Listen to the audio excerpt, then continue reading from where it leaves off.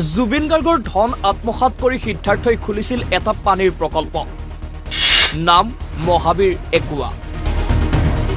জুবিন গাৰ্গৰ মৃত্যুৰ পাছৰে পৰা বন্ধ হৈ আছিল কোম্পানীটো।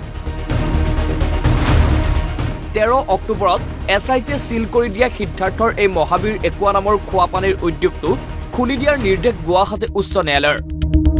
3 দিনৰ ভিতৰত সিদ্ধাৰ্থৰ মহাবীৰ একুৱা পানীৰ ফেক্টৰী খোলাৰ নিৰ্দেশ গুৱাহাটী উচ্চ ন্যায়ালয়ৰ।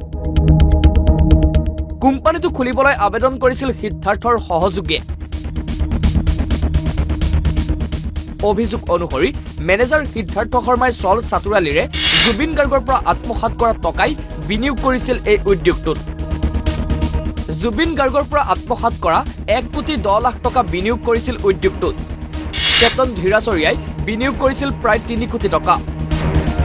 সেইবাবেই কোনোৱে সহজভাৱে ল'ব পৰা নাই এই কথা। ইয়াকে লৈ দুখ প্ৰকাশ গৰিমা শইকীয়া গাৰ্গৰ, অসন্তুষ্টি লুৰিণজ্যোতি গগৈৰো।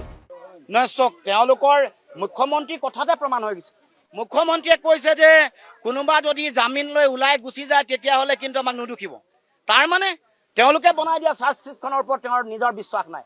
তেওঁ কৈছিলে নাই, পানী নৰকা বিধৰ কঠোৰৰ পৰা কঠোৰতম চাৰ্জশ্বিট আমি বনাম, কোনো হাৰি যাব নোৱাৰে। এতিয়া আমি দেখা পাইছো পৃষ্ঠাটো ডাঙৰ, বৰ ডাঙৰ এখন বনাই দিছে, 4,000 পৃষ্ঠা নে কিমান। কিন্তু মূল যিটো তেওঁলোকে ভাৰ্ডিক্ট আহিছে সেইটো এনে একেবাৰে কম।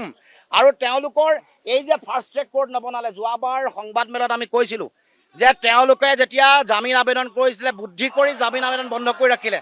ফাৰ্ষ্ট ট্ৰেক কোৰ্টত গোটেই বিষয়টো আগবাঢ়িলে।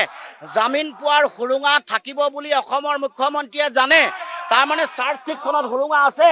সেইকাৰণে মুখ্যমন্ত্ৰীয়ে এতিয়াও কৈ আছে যে চাৰ্জশ্বিটখন মানে তেওঁলোকে ফাৰ্ষ্ট ট্ৰেক কোৰ্টত জামিন লৈ গ'লে মোৰ কোনো ধৰণৰ ক'ব লগা কথা নাথাকিব। তাৰমানে মুখ্যমন্ত্ৰীয়ে গম পায়ে তেওঁলোকে এই ফাৰ্ষ্ট ট্ৰেক কোৰ্টখন তেওঁলোকে গঠন কৰা নাই।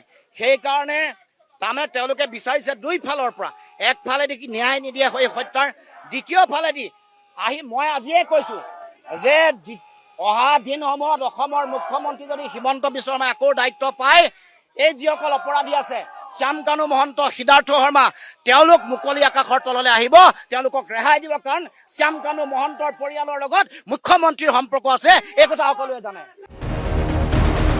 সিদ্ধাৰ্থসহ গোটেইকেইটা অভিযুক্ত ৰেহাই পালে কেৱল জুবিন গাৰ্গৰ পৰিয়ালেই নহয়, অসম চৰকাৰৰ লগতে অসমবাসীৰ পৰাজয় হ'ব বুলিও মন্তব্য গৰিমা শইকীয়া গাৰ্গৰ।